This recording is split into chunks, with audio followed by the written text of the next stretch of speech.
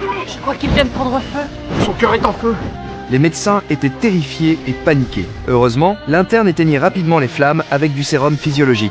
Elle coupa aussi l'alimentation électrique à temps. Cela permit d'éviter une catastrophe. Malgré cette intervention extrêmement périlleuse, l'état du patient se stabilisa miraculeusement. Les constantes sont stabilisées.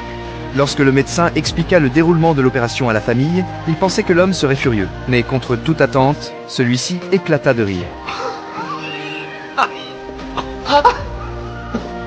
Sa réaction laissa les médecins perplexes. Son cœur a pris feu au milieu de sa 5e opération à cœur ouvert et il a survécu.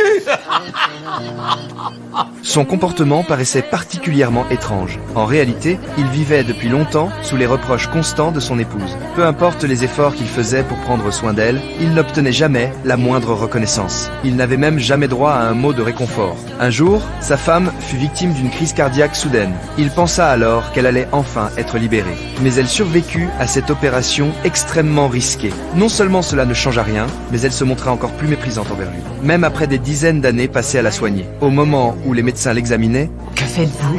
Vous essayez de bloquer ma circulation? Il fait seulement son travail. Oui, j'avoue que son travail ne m'intéresse pas du tout. Ce qui est sûr, c'est qu'il m'écrase le bras. Tu comptes rester là sans rien faire? La ferme, Kim. Tu as compris? La ferme. Monsieur, Tu passes ton temps à te plaindre, à moi, de moi, à côté de moi, toute la journée.